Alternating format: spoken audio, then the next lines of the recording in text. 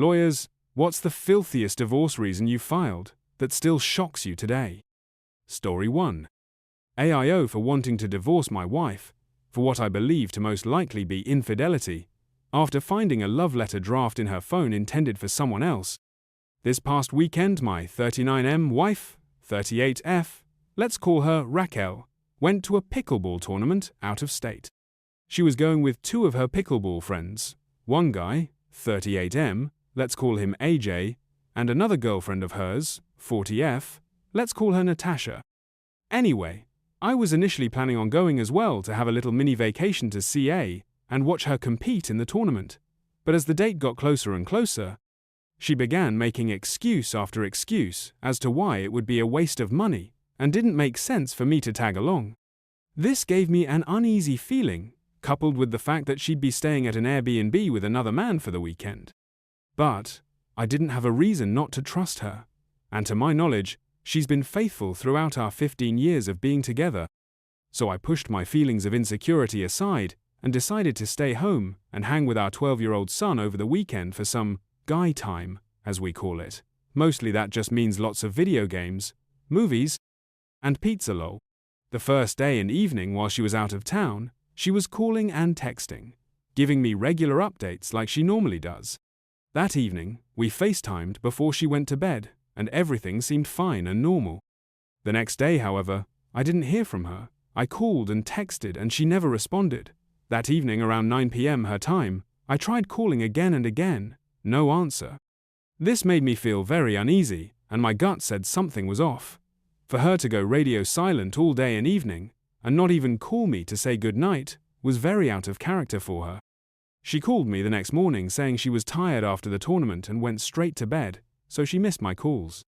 The problem with this is, I had already spoken to her brother who was at the tournament with her, and he told me she was up and excited after the tournament and wanting to go get drinks. Her brother wasn't up for it, so she left with her friend AJ after to go do that. That discrepancy in stories to me was a huge red flag and a gut punch. I played it off and didn't say anything to my wife over the phone, but I decided then and there to do something I hadn't done before when she got home. Look through her phone. When she arrived and got settled, I waited for her to leave the room with her phone behind, so I picked it up and looked at her text messages, searching for the name AJ to see what would come up. Nothing. Strange that there was no communication between my wife and the guy friend she just spent the weekend with at a pickleball tournament. Then, when I swiped to see her active apps open, I saw a notepad entry with a time and date that lined up with roughly the time she would have been on her flight back home. The screenshots above are what it said. I took screenshots and sent them to myself, and right around that time, her phone dings with a text message from none other than AJ. The person that she had no prior messages from just so happened to text in the 2 minutes I had her phone. About this time, my wife walked back in the room, heard the ding of the text, and saw what was happening with me holding her phone, and freaked out, and lunged and clawed to get her phone back. I confronted her with the note she was writing, and she claimed it was just fantasy, and it had nothing to do with AJ who she just spent the weekend with. I asked her about the clearly deleted conversations between her and AJ, with the coincidence that the only text message in her phone from him popped up in the minute I happened to have her phone. When I asked to read it, she refused and stormed out of the room. From the other room, I texted her that I felt she had an affair, or fling, over the weekend with AJ, and that letter was intended for him. She adamantly denied everything, but I don't believe her. I told her I won't tolerate cheating and lying and want a divorce. She's left the house and took our son to go stay at her sister's house, and has basically told her and our friends that I'm having a delusional episode. She's a therapist, so she can get away with saying crap like this and people listen to her, so she needed to get away from me. Meanwhile, I'm just over here heartbroken and devastated at the thought of my wife not only cheating, but writing a love letter that basically paints me as inadequate and shows her intent to leave me for this guy if he feels the same way. At least, that's how I read it. Please let me know. Are my suspicions and feelings here valid? Or is it possible that this was just dark fantasy writing on her part, and all the other stuff and red flags were just coincidental? Comment 1. Based on everything you have shared, it seems that your feelings towards the situation are most probably correct.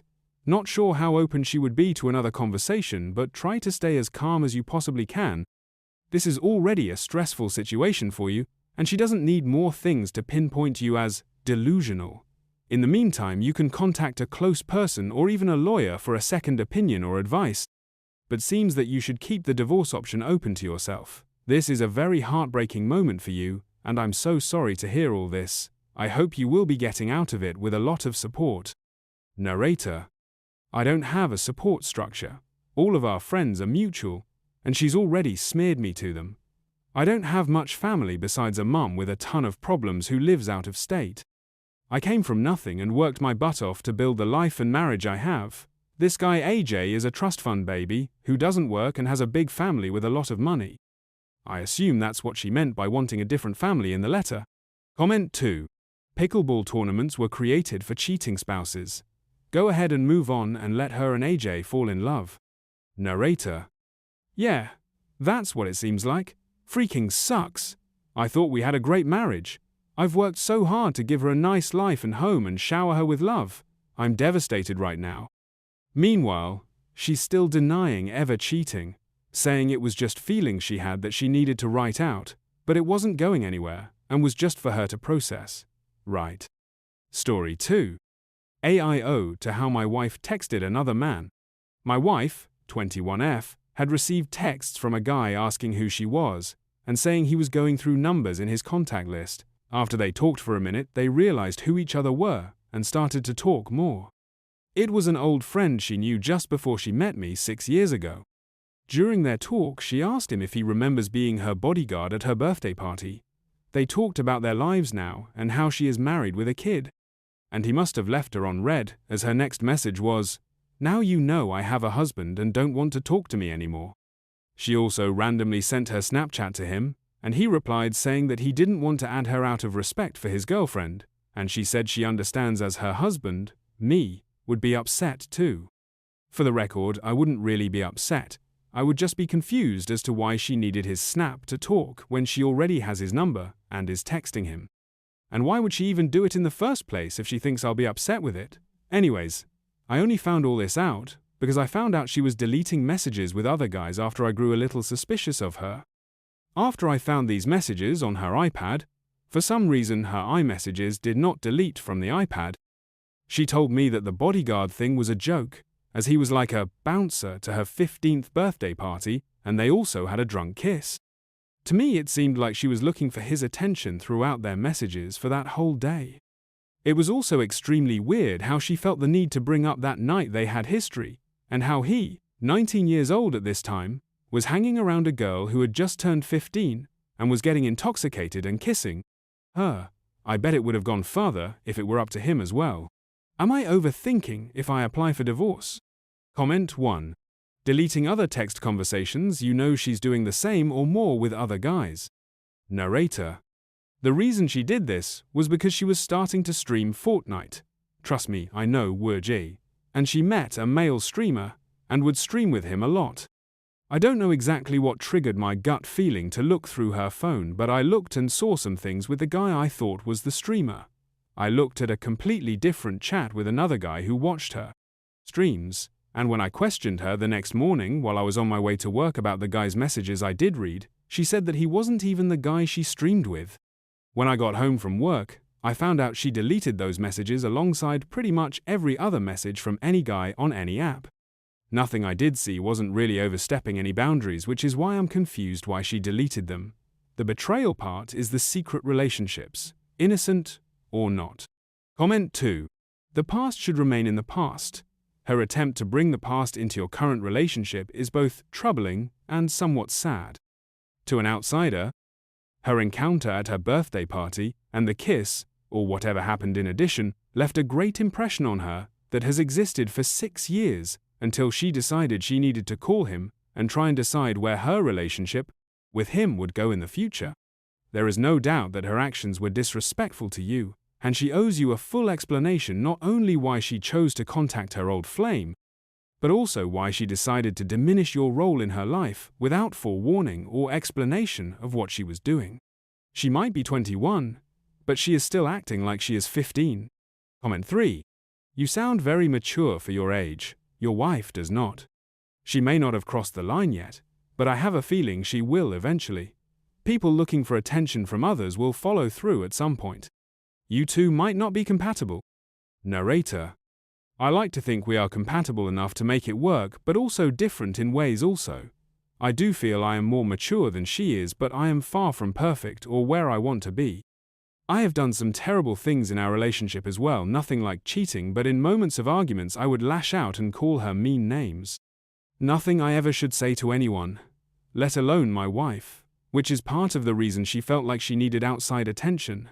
She always liked outside attention, but maybe that made her want it again. Comment 4.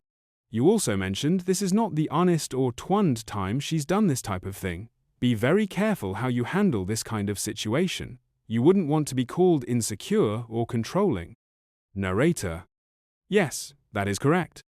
During those times of trickle truths, which nothing she ever did was outright cheating, so I don't know why she needed to trickle truth over time, I would always get angry or sad to the point where I would stop investigate and just question, accuse, so I have already been called those things. Maybe I have been at times, but these situations prove to me that maybe I need to be that way sometimes to protect myself. Story 3. My husband fought with me first thing this morning because he went on my Facebook and saw that I was following 2 men. I don't even know who these 2 men are, or why I was following them to begin with. He only realized I wasn't a freaking liar when I went on his Facebook and saw that he was following 2 girls who he didn't know, and he didn't know why he was following them. So I forgave him and went to work. He said he called into work himself due to not having enough money for gas. No biggie. I learned while I was at work that he took $100 from my wallet. He tried to justify it by stating that he gave me $70 in cash recently, so the money he took was actually his. He had all but a little under $20 left from the money he took by the time I learned about it. The problem? I have had issues with him and money in the past. I learned he was spending $60-140 per day when we first combined finances, approximately a year ago. On substances I later discovered. So 100% of my income and his now goes to an account that is inaccessible to him. I pay bills, give him money for gas and lunch, and try to save the rest. This has been going on for about 4 months.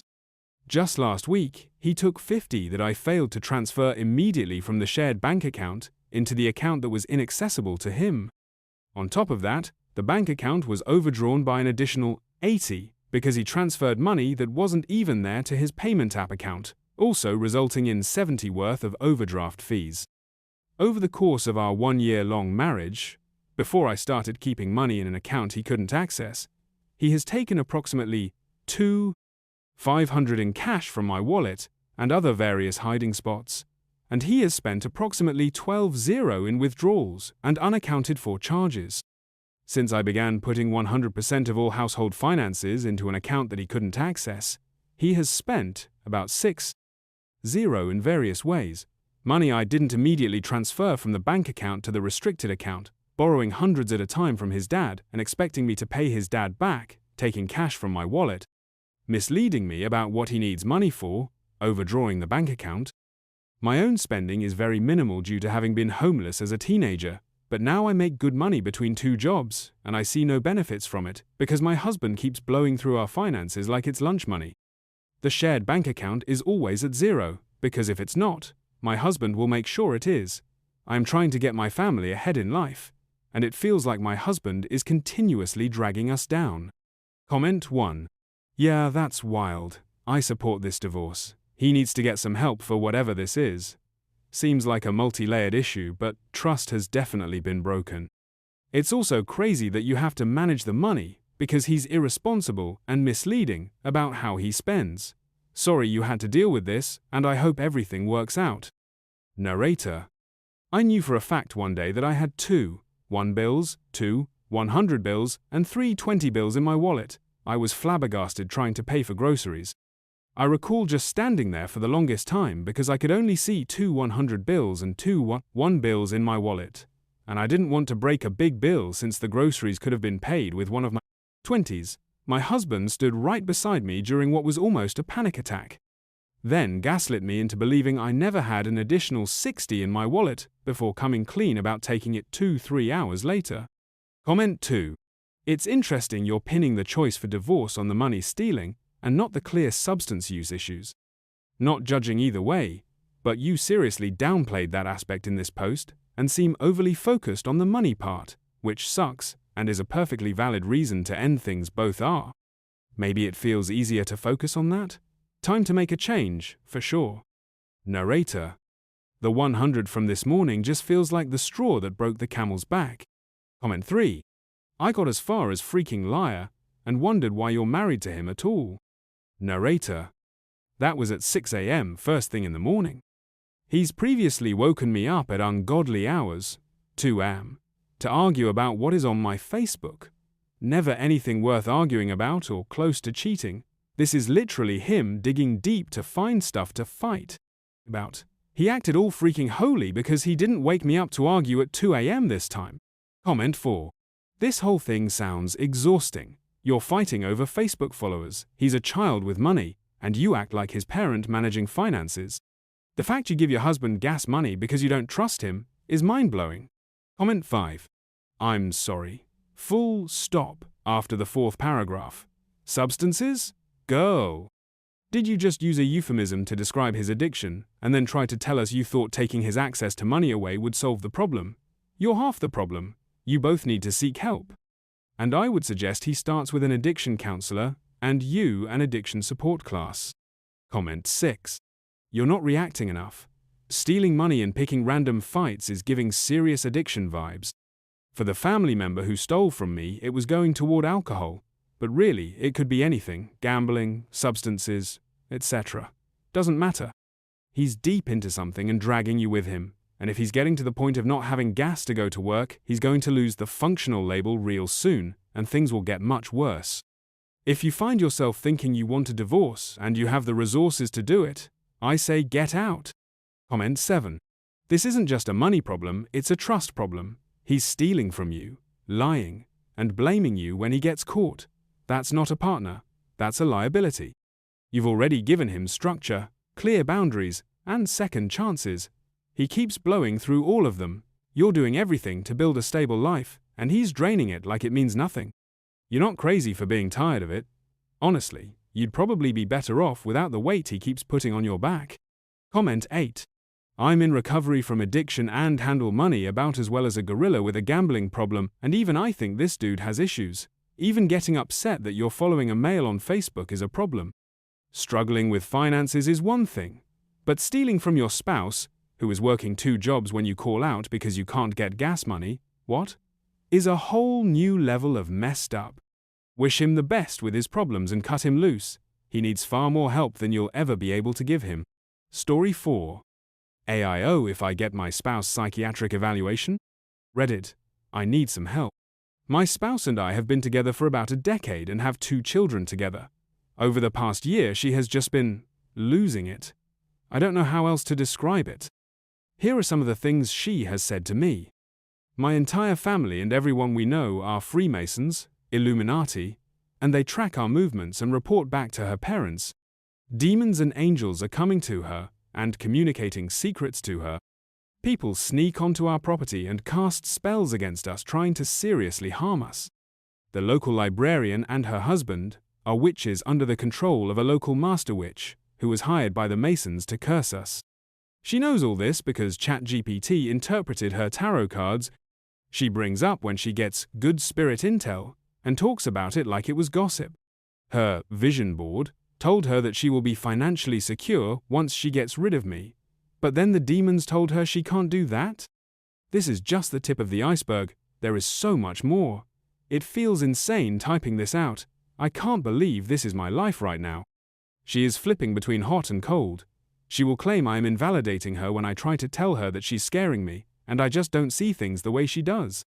She has accused me of being a narcissist, and every bad thing we've been through has been an elaborate plot to make her miserable. Then she will flip and act over the top nice, like none of it ever happened. I am genuinely terrified. We live in a pretty remote area and have no family around us. When I called the county mental health officials, the first person blew me off completely, and told me to just be supportive, to help her get through this. I called back again, got a different person, and they were mortified at what the first person had told me, but they still can't do anything because she's an adult, so they can't force her to get help. I don't feel like they're taking this seriously at all. My instinct is telling me to take the kids and get them to safety, but it's not that simple. She is very smart. I'm afraid she will turn this on me somehow and accuse me of kidnapping my own children and make me out to be the crazy one. There was a point where I was genuinely wondering if I was the one hallucinating because her recollection of things is just so different from what she's saying happened, but I now have screenshots to back things up. I'm so afraid that if I take action, it will blow up in my face. I don't know who to call or what to say to get her placed on an involuntary psychiatric hold and get evaluated. I love her so much, and I am afraid she will hurt me or the kids. I have contacted my family, and they have offered me a place to stay with the kids and have even offered to come get us discreetly. We don't have any firearms or other weapons in the house, but I am sleeping with one eye open over here. So Reddit, would I be overreacting to get her psychiatric evaluation? Would it be too much to take the kids and get some space from her while we work through this? If anybody has any advice on who I can call, and what steps I should take, please either comment or DM me. I am desperate at this point. I feel like a prisoner in my own home. I have no idea what is going to happen or how I can get out of this safely. Comment 1.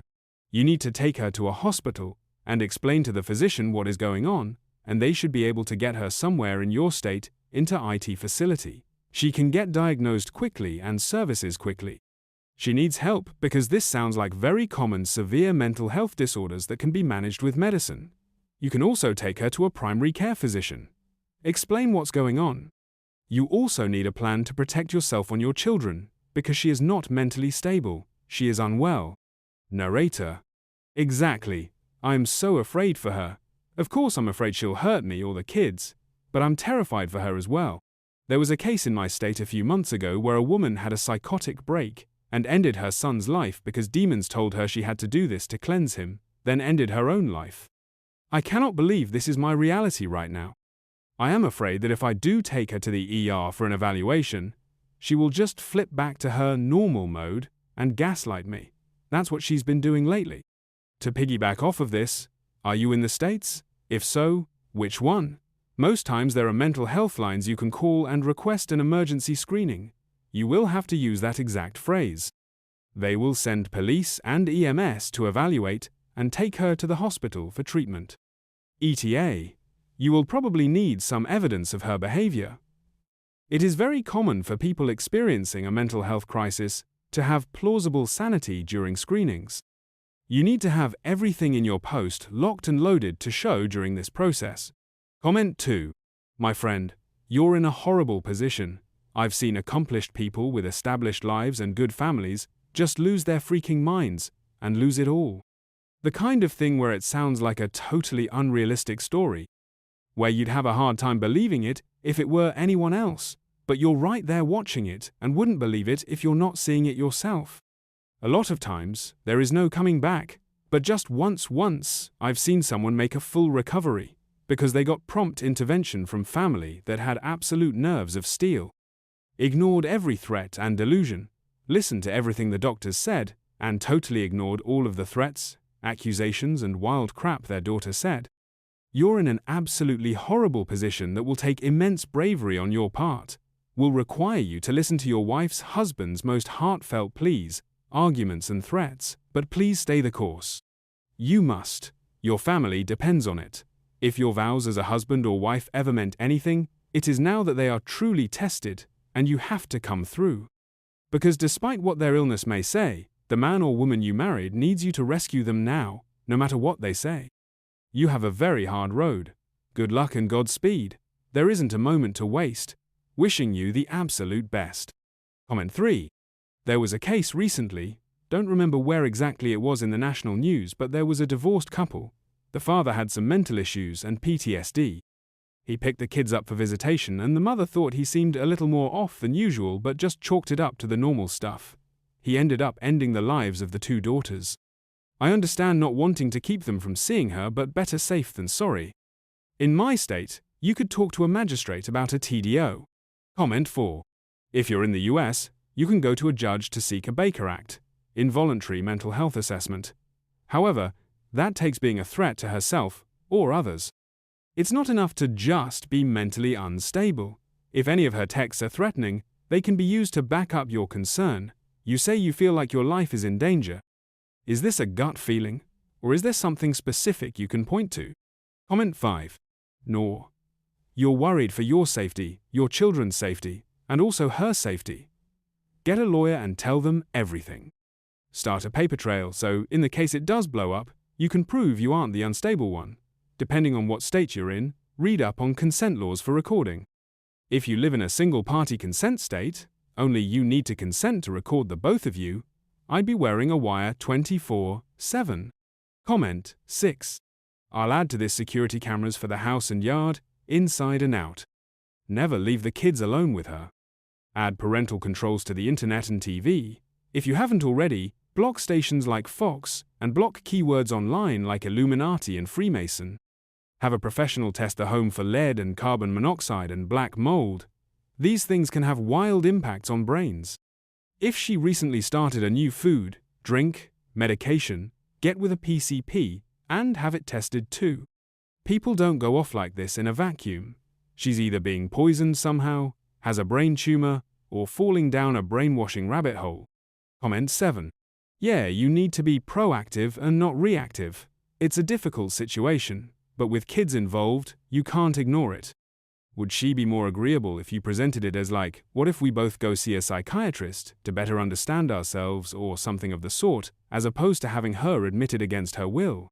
Or maybe start with a marriage counselor to see what a professional thinks when they talk to her, but definitely document everything. Comment 8. These statements sound like schizophrenia with delusions or paranoid personality disorder. DSM-5 has full definitions. If you believe her statement of getting rid of you is a legitimate threat, or if her mental state is continuously deteriorating, you should check with what your state requires for an involuntary psychiatric hold, then follow the process. Best of luck to you. Comment 9. You cannot kidnap your own children, but you do need a family lawyer who can advise you on obtaining a conservatorship, guardianship over your wife. That would give you control over her for all things. I'm not sure if you can get it, but you might if you have multiple people who have witnessed her behavior. The most important thing is to show she is completely unable to care for herself. I also recommend filming her extensively and how disassociated she is from reality. You likely need to divorce and get full custody. Your kids are not psychologically or physically safe with her without supervision. Comment 10. She definitely is having some kind of psychosis. You need to get yourself and the kids to safety. Legally, you can't kidnap your own children. Keep evidence of her being unstable, and especially anything that could seem threatening. Get her to a hospital or call 911 if you have to, so she can be placed on a hold and get the help she needs. Make sure you say the words, "She is a danger to herself and others." Good luck. Thoughts and prayers for you and your family. Comment 11. I am so incredibly sorry you're going through such a horrible, scary thing. The feeling of watching someone you love become a stranger in your own home, their mind twisted by an illness you can't fight with logic or love, it's a unique kind of hell, and I wouldn't wish it on anyone. Your first priority has to be the safety of yourself and your children, but your second, and this is almost as important, is to protect your own sanity. Because a situation like this is designed to make you question it. It might be helpful, both legally and for your own sense of reality, to use your phone and record some of her completely unstable rantings. Now, a huge caveat here, and this is critical. You must check your state's laws on recording conversations. There are, however, two-party consent states which require both people to know they are being recorded, unless a specific crime is being recorded. So please, be careful and understand the law where you are, but if you can do it legally, you should. I'm not suggesting this for revenge or to create some kind of gotcha moment. I'm suggesting it because recordings provide objective, undeniable evidence of her mental state. Proof, for when she inevitably reverts back to acting perfectly normal, the moment the situation requires it, and trust me, she will. I know this because I lived it. My father had severe bipolar disorder.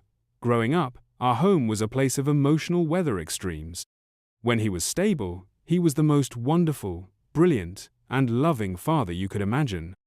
But when a manic episode took hold, our house would become a chaotic whirlwind of paranoia, grandiose plans, and incoherent rage. He was a different person entirely, a stranger who looked like my dad. And the most confusing, most maddening part of it all was his ability to perform. He could be in the middle of a full-blown manic rant, screaming about conspiracies, convinced the neighbors were spying on him, an absolute tempest of irrationality. But the moment the paramedics or the crisis team would walk through the door, a switch would flip. I remember one night in particular. I was about 16. He hadn't slept for 3 days and was convinced he had solved cold fusion using diagrams he'd drawn on our kitchen walls with a marker. He was screaming, agitated, and I was terrified. I finally called the mental health crisis line. When the 2 psychiatric nurses arrived, my father met them at the door. The man they saw wasn't the raging, paranoid figure I had just been dealing with. He was calm. He was charming. He was articulate. He smiled, offered them a seat, and began to explain, in the most reasonable tone imaginable, that there had been a slight family disagreement, and that his teenage daughter, me, was prone to dramatic overreactions. He was so convincing, so lucid, that for a horrifying moment, I started to doubt myself. Was I overreacting? Did I imagine the marker on the walls? He could look a psychiatrist in the eye and have a perfectly rational conversation about the weather, all while we, his family, stood in the background looking like the hysterical ones. He would shape up so quickly, so completely, because he didn't want to be there. He didn't want to go back to the hospital. Mentally ill people, especially very bright ones, can and do control their symptoms when they feel it is to their benefit. It's a survival instinct. It wasn't until we started documenting everything, keeping a detailed journal of his behavior, his sleeping patterns, his exact words, and yes, eventually, with his doctor's guidance, making audio recordings of his manic episodes, that the medical team finally saw the full picture. They saw the man we lived with, not just the man who performed for them in a sterile office for an hour. That's why those recordings, that objective proof, would be so very helpful for you. It's not about betraying her trust, it's about establishing a ground truth in a situation where reality itself has become unstable. It's for the doctors, so they can make an accurate diagnosis. It's for the courts, should it come to a custody battle or a competency hearing, and most importantly, it's for you. So that on the days when she is lucid and calm and making you feel like you are the crazy one, you can listen back and remind yourself that what you experienced was real. I am wishing you the very, very best in what I know is an absolutely awful situation. Be safe, protect your children, and protect your own perception of reality. It's one of the first things to come under attack in a war like this. Comment 12. I've been reading your story, and my heart goes out to you. The first instinct when the person you love starts saying things that make no sense, when their reality seems to fracture from your own, is to try and pull them back. You want to argue with them. You want to present facts, to show them evidence, to try and talk sense into them, to convince them that what they're seeing or believing isn't real. I'm writing this to tell you, do not do that. It is the single most counterproductive and potentially dangerous thing you can do right now. The moment you start to argue with her, the moment you try to convince her she's hallucinating, you are no longer her husband or her partner. In her mind, you immediately become part of the conspiracy against her. You become her enemy. You have to understand, in her current reality, the things she believes, the conspiracies she sees, they are 100% real to her. By denying them, you aren't presenting a rational counter-argument. You are telling her that you are the one who is lying, that you are trying to gaslight her, that you are part of the threat. This will only make her dig in deeper, and it will make her see you as someone she cannot trust. For now, your only goal is to keep her as calm and cooperative as possible, as long as it is safe for you and your children to do so. You need to become an actor. You don't have to agree with her delusions, but you cannot directly challenge them. You must learn the art of non-committal de-escalation. Use phrases like, "Wow, that sounds really scary," or "I can see why you're so worried about that," or "Okay, let's think about what we should do to stay safe." You are no longer her partner in reality, you are her temporary ally in her reality. And your primary goal is to guide her away from dangerous actions and to keep the lines of communication open. Now, let's talk about the hardest, most important part of this: your kids. I'm not sure how old they are, but you have an absolutely impossible task ahead of you. You have to address this situation with them in a way that keeps them physically and emotionally safe, doesn't completely terrify them, and this is critical, doesn't pit them against their own mother. This is not something you should attempt to navigate alone. Your first phone call tomorrow morning should be to a child psychologist or a family therapist who specializes in crisis situations. They are trained for this. They can give you the exact words and strategies to use, tailored to your children's ages. They can help you explain, in a way they can understand, that mommy is sick right now, and the things she says might be scary, but it's the sickness talking, not her. It's not her fault, and it's not your fault. You also need to create a safety net for them outside the home. You need to go talk to their school immediately. Speak with the principal and the school counselor. Give them a picture of your wife, and make it crystal clear that under no circumstances is she to remove them from school, or even visit them without your explicit, direct, and immediate permission. You have to assume that her decision-making is compromised, and you have to protect them. And that brings me to my final point: evidence. You know she's a potential danger to herself and others. I know it. Anyone reading this story knows it. But the legal system and the medical system do not run on what we know, they run on what we can prove. Until you have pretty solid proof of her instability, your hands are legally tied. This is why gathering evidence, as the other commenter suggested, is paramount. The recordings of her rants, a private journal where you log her behavior with dates and times, screenshots of her unhinged social media posts. This isn't about collecting dirt for a divorce. This is your toolkit. This is the file you will need to present to a judge when you ask for an emergency temporary custody order. This is the evidence you will need to show a doctor to get a psychiatric hold or a competency evaluation. You need to build a case, not out of malice, but out of a desperate need to protect your family. Ultimately, your kids' safety and your safety is the only thing that matters right now, and that might mean you need to get away from her. It might mean having a go bag packed for you and the kids, with important documents and a change of clothes, and a safe place to go, like a friend's or family member's house. I can't imagine how terrifying this is for you. You are living inside a nightmare, trying to reason with a person who is no longer there. Don't try to be a hero and fix her mind right now. Your job is to be a shield, protect your kids, protect yourself, and gather your proof. The battle for her health is a long road that will come later, with doctors and therapists. Right now, this is about survival. Comment 13. 100% get some cameras at your house. Then get an attorney and get out with your kids. An attorney can usually help you plan a timeline to file for temporary custody and have her served at a time when you already have the children safely with you and can get to where you need to go. Check your state laws or consult an attorney before recording her. Depending on the state, you cannot record her without her permission. Also, you will not be able to divorce her if, while she is under a conservatorship, guardianship, so it would need to be one or the other. I, personally, would prioritize getting you and the kids out and away. The court can order her to get help as a condition of her visitation if you push for it, depending on how good your attorney is and what the screenshots show, the examples of her behaviors are, etc. And I could be way wrong, but it sounds to me like she has fallen down multiple rabbit holes of online conspiracy theories, BS, and is easily influenced by what she chooses to watch on social media and possibly has some major paranoia issues.